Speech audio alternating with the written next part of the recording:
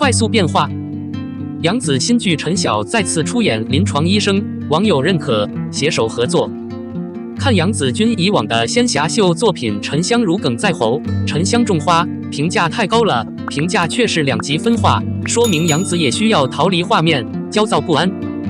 近日，据传她的新剧将与陈晓合作《梦华录》，并出演新锐节目《璀璨之光》。消息传出后，不少粉丝都在期待两人的合体。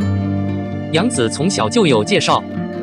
从一个当红的小明星，凭借着超强的演技，她从一个小配角到一个炙手可热的流量霸主的境地，都尽可能的屈从了。她擅长的综艺类，如穿搭小精灵节目《甜蜜蜜如冰》、甜蜜爱情节目《请指点你的人生》都名声大噪，而女临床医生，这被视为改编艺术作品，不是。就口头交流和评价而言，还没有达到她以往作品的巅峰。据说杨紫会和陈小强牵手演绎《璀璨之光》。该剧讲述了一位资深临床医生从国外潜心归来，与众多不同的治疗师共同努力，帮助不同的角色重新获得优越生活的故事。据了解，璀璨灯火的主创者是四面八方协调配合的曲中心东升，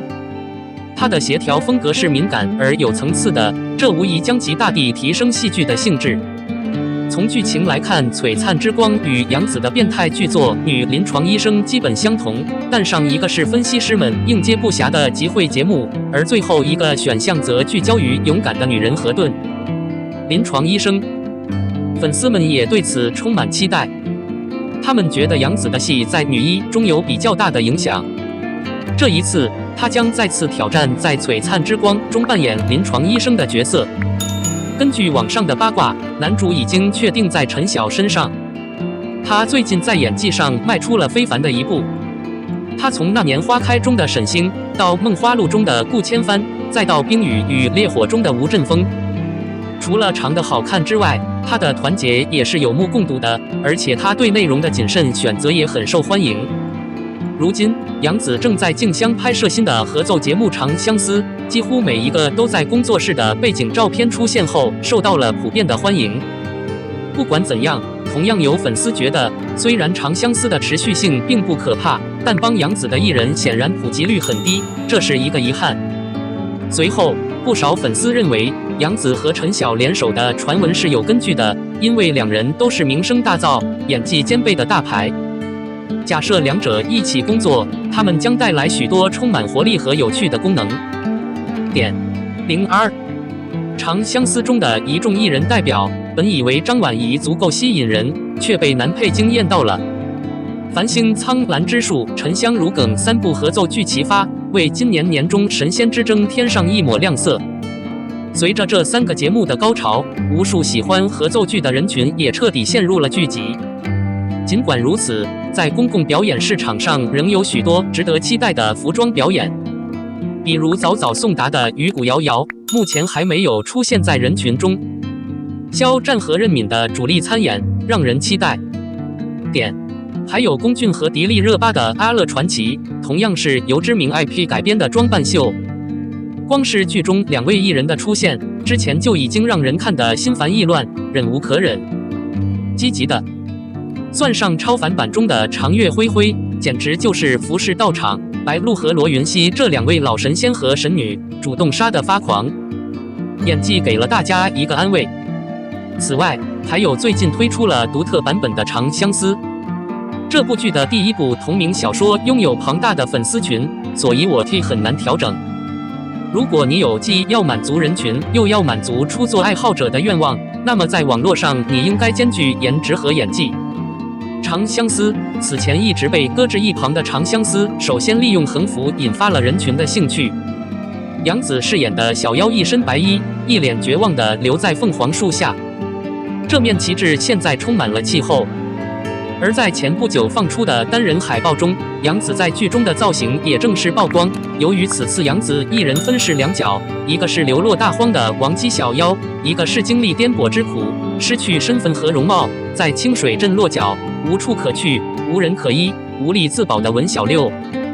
小妖这一角色最具代表性的就是凤凰花和一身红嫁衣，海报中的杨紫一袭红衣状态满分。由于角色本身带有悲情色彩，因此海报中的杨紫即便穿着寓意着幸福的红嫁衣，脸上也没有一丝欣慰，反而让人觉得十分悲伤。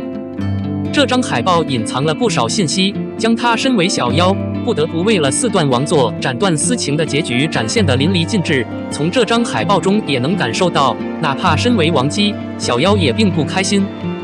但在另一张海报中，杨紫却是截然不同的另一种状态。她穿着破布衣衫，衣服上毛毛躁躁，到处都是补丁，但她却笑得十分开心。尽管落入这样的境地，但文小六凭借着自己的医术悬壶济世，活得潇洒又畅快。这张海报同样信息量十足，不但能够从穿着上看出文小六的身份已经不是什么王姬，还能从背景中的各色药材上看出文小六的药师身份。杨紫作为这部剧中的大女主，可谓是关注度最高的演员，前后发布了3张单人海报，能够看出她的牌面。而在杀青特辑中，杨紫饰演的文小六一角，也能够让观众感受到她对角色的还原度，大大咧咧的样子像极了杨紫本人。相比起杨紫在剧中戏份占比最多，也最抢眼，男性角色却难分伯仲。作为男主角的张晚意，海报中一身黑衣，头戴王冠，表情看起来肃穆庄重。他的背后是王座，脚下是凤凰花，细看眼神中还含着泪。这张海报预示了枪玄最后的结局，没有与他心爱的小妖走到一起。尽管顾黄也深爱着小妖，他在小妖失踪后，哪怕寄人篱下，隐忍蛰伏，也为寻找小妖走遍大荒。然而两人再度相认相识后，枪玄却为了一统天下，舍弃了小妖。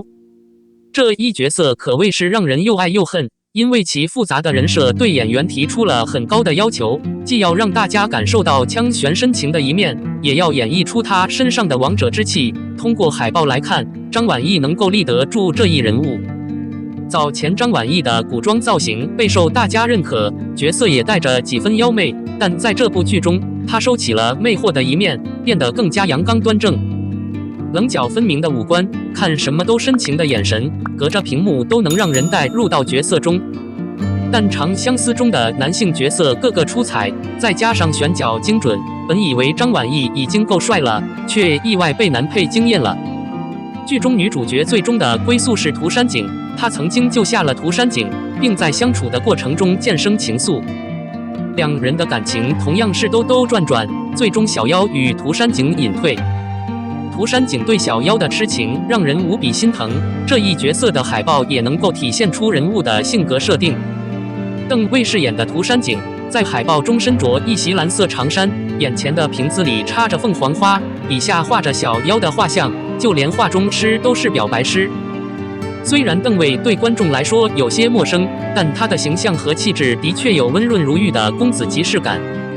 相比起张晚意外形带给人的凌厉，邓卫显然要柔和得多，也让人感觉更加温柔坚定。由他饰演这一角色，让人挑不出错。